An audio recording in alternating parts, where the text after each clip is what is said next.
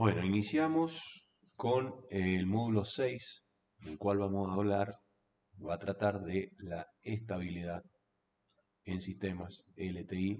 Recuerden, sistemas lineales invariantes en el tiempo. De esto hablamos al principio y siempre estamos profundizando todos nuestros conceptos de esta materia en sistemas invariantes en el tiempo, a pesar de que a veces vamos viendo algunos ejemplos de otro tipo de sistemas, algunos no lineales o algunos variantes en el tiempo.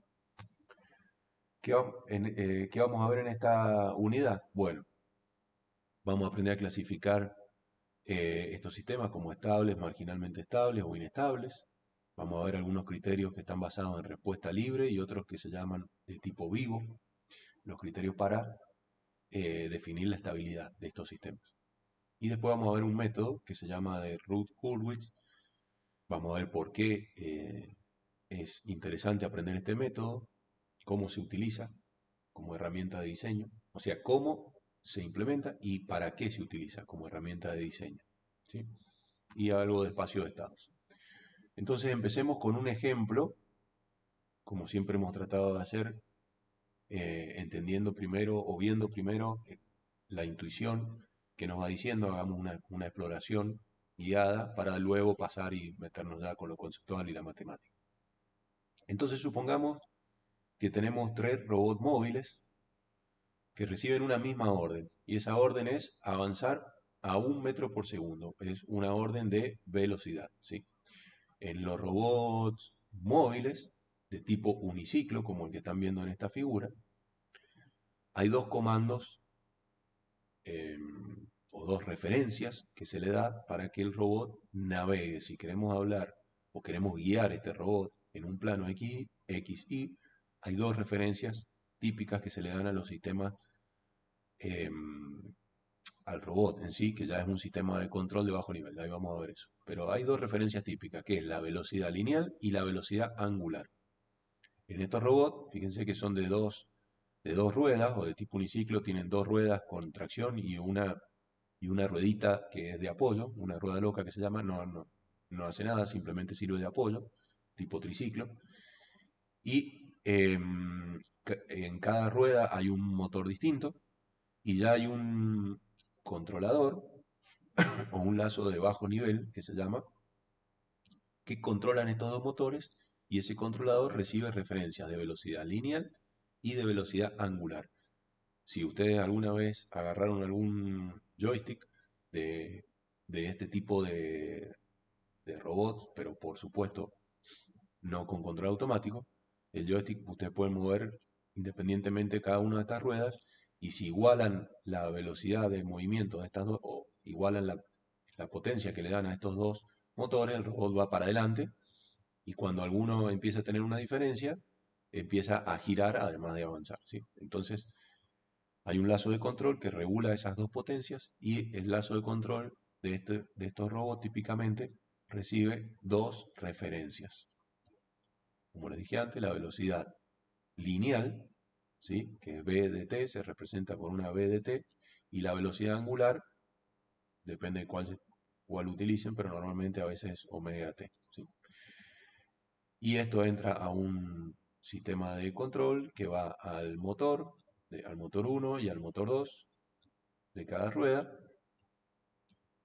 y obtienen, por supuesto, esto es un lazo realimentado, entonces para nosotros todo este sistema es una caja negra y un sistema de control que recibe dos referencias de velocidad y después el robot, por supuesto, se mueve en el plano X, y ahí yo puedo medir o la posición X, Y como posición, o también puedo medir la velocidad, que puede ser la velocidad en X, la velocidad en Y, o también puedo medir la velocidad lineal y la velocidad angular, que es lo que en este caso me interesa. Puedo ver una V medida y una omega medida, ¿sí?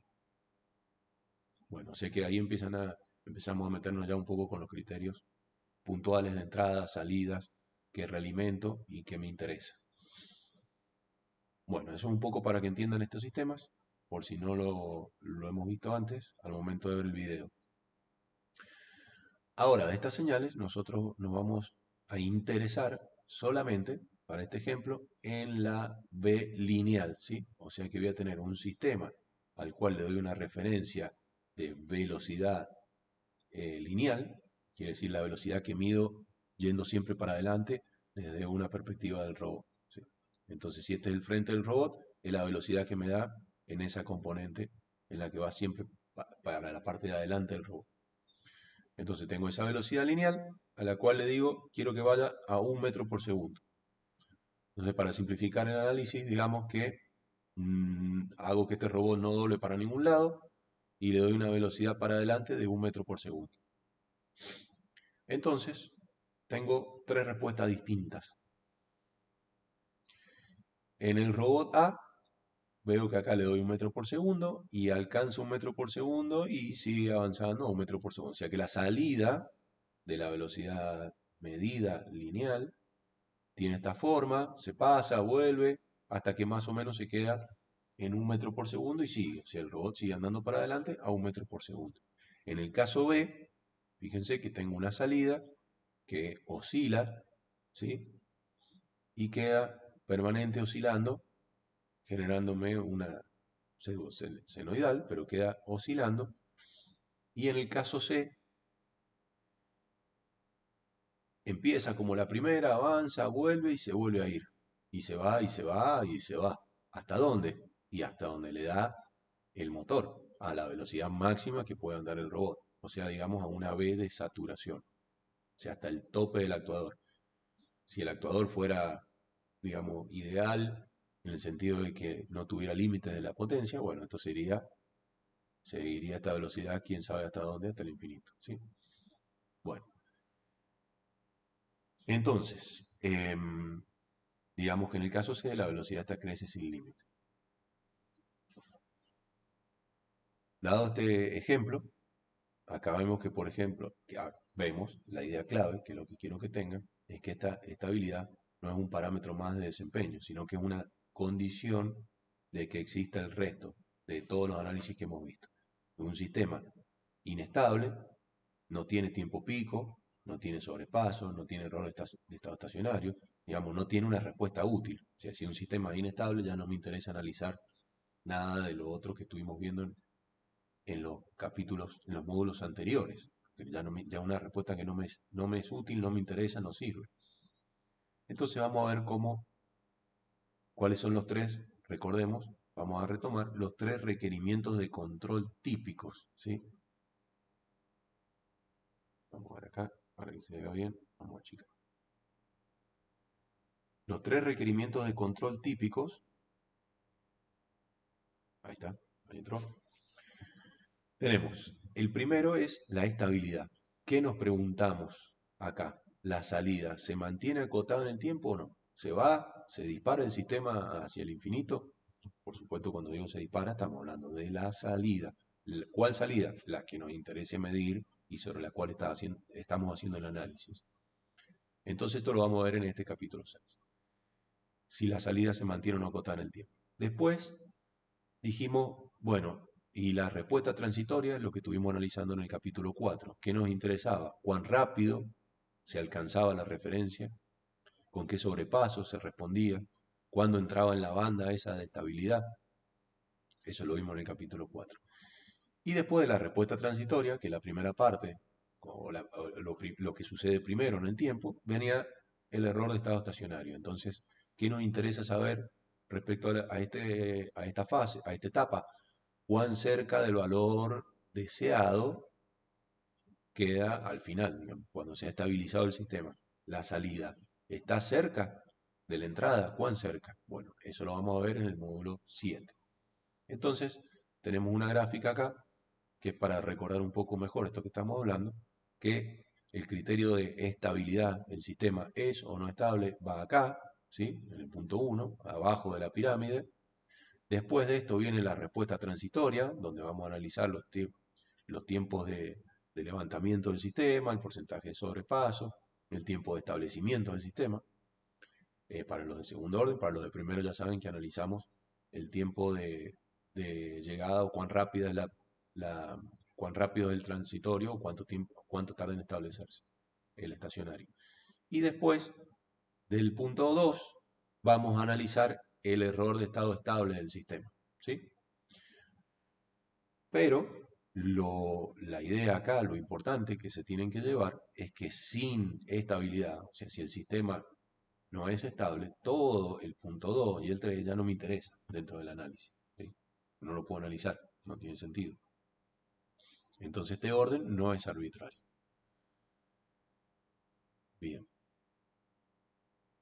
continuamos entonces que para definir, o vamos a ver qué definieron los científicos cuando estudiaron estos sistemas, cómo quedó en la literatura o en el consenso internacional, cómo quedó la definición de estabilidad. Bueno, existen dos formas, ya vamos a ver las diferencias y por qué las dos son necesarias y no una. Pero hay dos formas relativamente equivalentes para definir la estabilidad de los sistemas LTI, ¿sí? No son equivalentes, pero son similares. Ahí vamos a ver la diferencia. Em, desde el primer criterio es respecto de la respuesta libre del sistema, ¿sí? O la respuesta natural cuando la vimos al comienzo y separamos respuesta forzada y natural. Bueno, acá hay un criterio que analiza la respuesta natural, quiere decir con cero input en inglés, o sería sin respuestas forzadas, sostenidas, sin una respuesta escalón, por ejemplo. Entonces, acá, en este criterio, se pregunta qué hace el sistema cuando se lo aparta de su equilibrio y se lo suelta. O sea, quiere decir cuando la entrada es nula, o sea, se le da un impulso o se lo separa de su estado de equilibrio. Por ejemplo, les voy a poner un ejemplo de un sistema que no es LTI, pero que es muy natural y fácil de ver qué quiere decir sacarlo de equilibrio. Bueno, si tenemos un péndulo, ¿sí? O algo colgado acá, y entonces imagínense un péndulo que se mueve en un solo plano y todos sabemos que si lo dejo quieto, este péndulo va a reposar en este punto, ¿sí? En este ángulo, digamos, respecto a la perpendicular. Entonces, si esto trazo como mi eje X, Y, digamos que está en cero este ángulo, y si yo no lo muevo, no le aplico ninguna entrada acá a algún motor o no lo perturbo de alguna manera por acá, este sistema queda acá, está en su punto de equilibrio. Este sistema no es lineal, pero lo vamos a usar como ejemplo para entender este concepto de aportarle un movimiento o sacarlo del equilibrio. Ahora, si yo vengo por un ratito, lo muevo hasta esta posición, ¿sí? Digamos, esta posición en T0, voy a analizar el sistema a partir de este tiempo, y acá lo suelto, lo largo, no lo toco más, este péndulo va a oscilar un poco sobre este punto hasta detenerse acá, ¿sí? Y volver a este punto de equilibrio, digamos, de este ángulo es igual a cero. A lo largo de un tiempo, o sea que esta salida va a oscilar un poco y va a volver a cero. A partir de acá, digamos, si este es el ángulo de acá arriba, vamos a poner un ángulo alfa, lo largamos desde alfa y esta salida va a ser así oscilando hasta que alfa vaya a cero, ¿verdad? Bueno, entonces ahí estamos analizando la respuesta natural de este sistema a partir de que lo he sacado de su punto de equilibrio o que le he aplicado un impulso. Quiere decir que es como que en un instante despreciable de tiempo lo llevé hasta acá y ahí ya lo saco, ¿sí? Esta sería una entrada de tipo impulso, ¿sí? A partir de T0 prácticamente ya no hay nada aplicado. La diferencia sería con un escalón que está permanente aplicado. Entonces, ahí analizamos la respuesta natural del sistema. Y después, el otro criterio es el del tipo vivo, ¿sí? Que se llama así por esta palabra, que es bounded input, bounded output, ¿sí? Entrada acotada, salida acotada. Entonces, un concepto que analiza desde la respuesta forzada y acotada. ¿Sí? Entonces, ¿qué hace el sistema ante cualquier entrada acotada? Eso es lo que se responde. Y con eso define si es estable o no. Entonces, tenemos un doble enfoque para definir la estabilidad o para saber si un sistema es estable o no. ¿Sí? ¿Y por qué? Bueno, porque hay un caso típico donde cuando los polos son imaginarios puros, que están en el eje J omega, ahí van a ver alguna diferencia entre estas dos definiciones.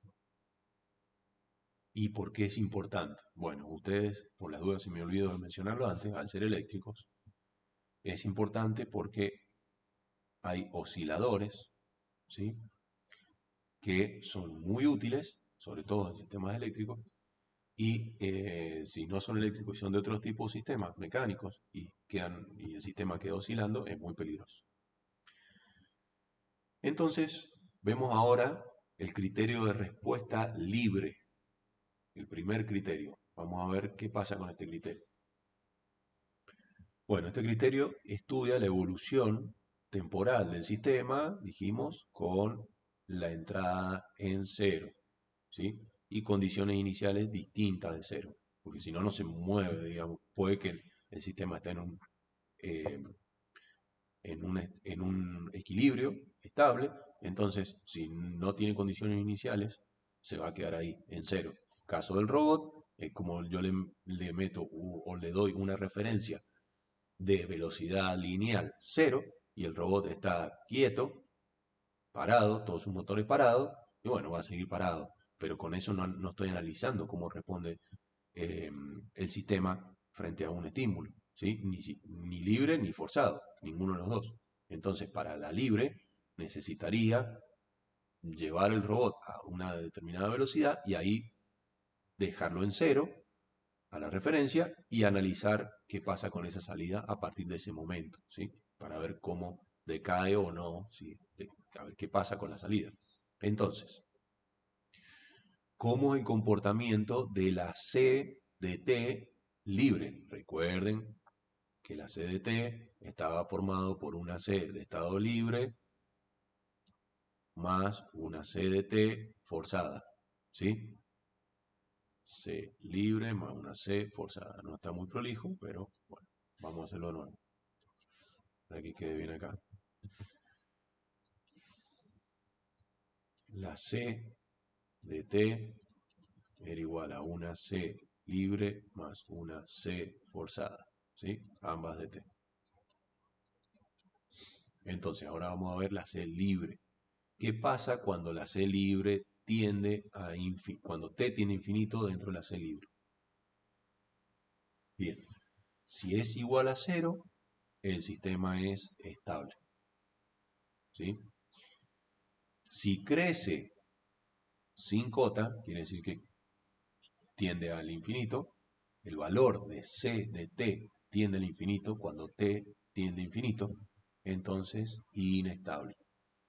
Y si permanece acotada, pero no tiende a cero, o sea que queda oscilante, una entrada acotada, como la ven en el gráfico de abajo, en el medio, es acotada porque no se va al infinito, ni al menos infinito, pero tampoco tiende a cero cuando t tiende a infinito.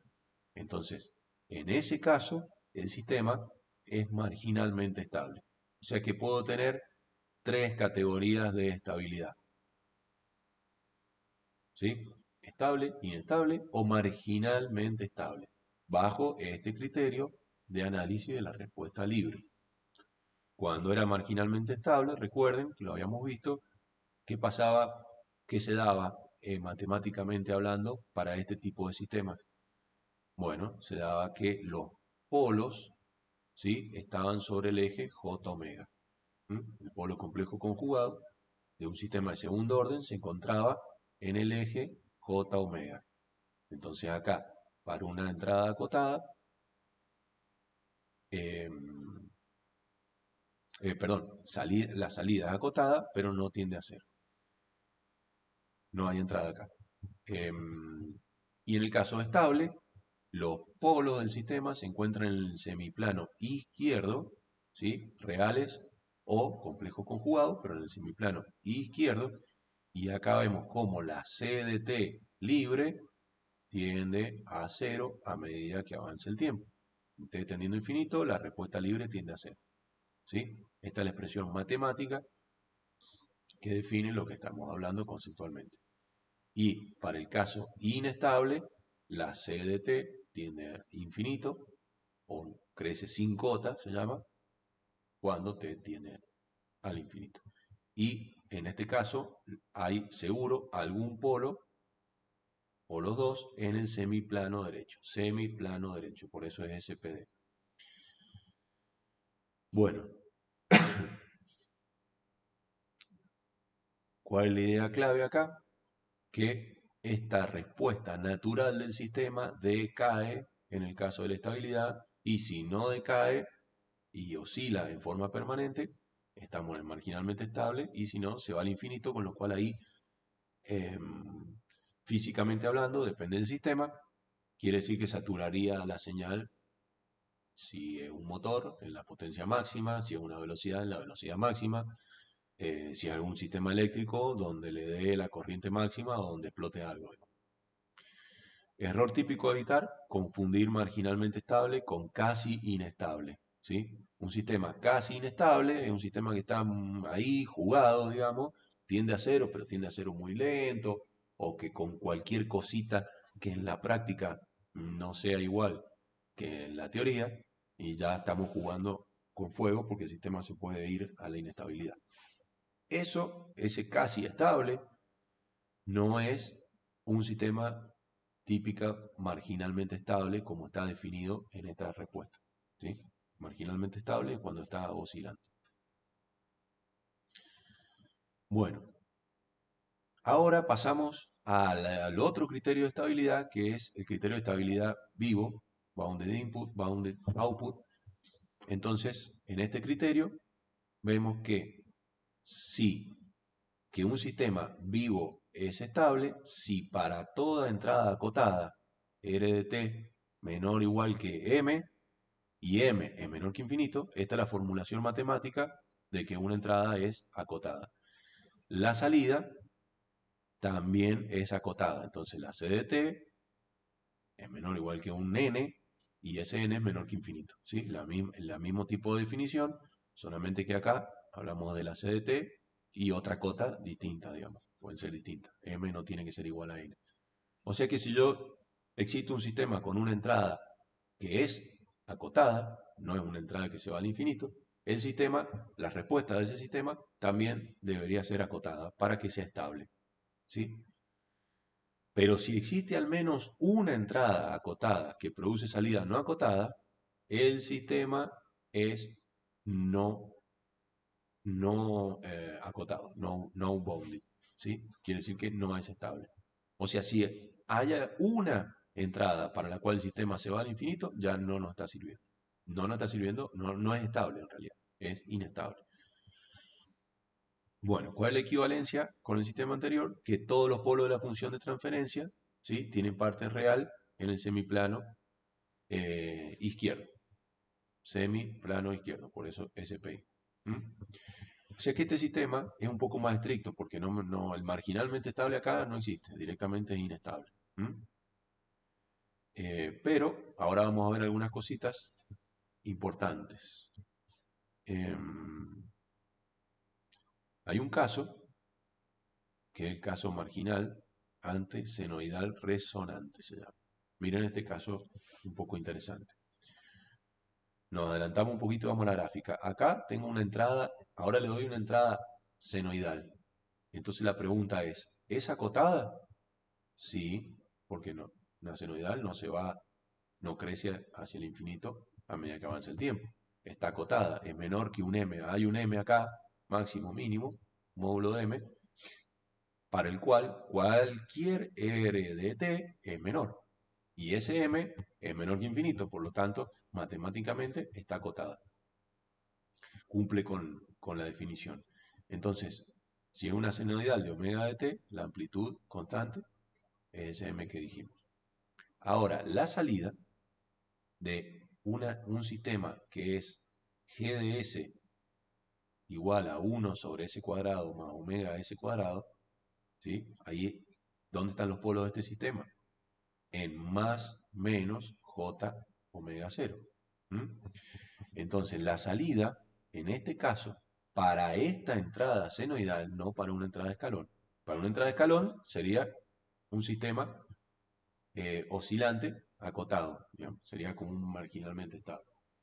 Pero para una entrada de tipo senoidal como esta RDT, la salida, la CDT, fíjense que es oscilante, pero creciente. En vez de tener una envolvente decayente como teníamos antes o una cota, acá es creciente. Por lo tanto, en este caso, bajo este criterio de estabilidad de tipo vivo, el sistema es inestable, es no acotado. Bounded, en este caso es bounded input, entrada acotada, non-bounded output, salida no acotada. ¿Mm? Bueno, ¿por qué es importante esto? Y me dirán, ¿para qué nos metemos en estos delirios matemáticos? Acá arriba están las ecuaciones, si quieren ver, de la GDS, tenemos la R perdón, la GDS, ¿sí? Entonces, ahora tenemos la R de T, que ya no es un escalón como hemos estado utilizando casi siempre. Acá va a ir una senoidal. Entonces, la CDS, que es GDS por RDS, recuerden, me queda con esta forma. Y entonces antitransformando, ¿sí? Con la antitransformada de la CDS, pasamos a la CDT y nos queda esta forma, que es una constante por un seno menos un coseno, pero si ven acá, aparece este término multiplicando al coseno y depende del tiempo. Por lo tanto, este término es el que nos hace ir hacia el infinito. Ese término, omega de t por 0, coseno de omega, t, de omega 0 por t, crece linealmente con t. Bueno, ¿por qué? Les decía por qué es importante. Bueno, en un sistema mecánico, yo les dejo acá el video de un ejemplo que se conoce como la resonancia del puente de Tacoma-Narrows, ¿sí? Acá está el link, ingresen este link y vean este ejemplo de un puente, que es un sistema mecánico, para el cual, si tienen una entrada de tipo senoidal, que quiere decir, lo van a ver en el video, que quiere decir que tiene una entrada de tipo senoidal en ese sistema mecánico, su salida, que también van a ver ahí cuál es la salida que estamos midiendo, qué es la parte que nos interesa, se va al infinito. Y vean qué pasa en un puente. Así que les dejo eso para que lo vean. Este video es muy cortito y van a entender por qué este tipo de análisis sí es relevante en la teoría de los sistemas de control. Entonces resumimos muy rápidamente, porque ya les queda acá graficado, que cómo se conecta el plano S, ¿sí? Con la estabilidad de los sistemas. Estabilidad. Todavía acá no estamos entrando tanto, todavía recuerden en el paso 2 o 3 del análisis, que sería analizar el transitorio y después ver el estado estacionario. Acá vemos si es o no estable, para ver si tiene sentido seguir o no.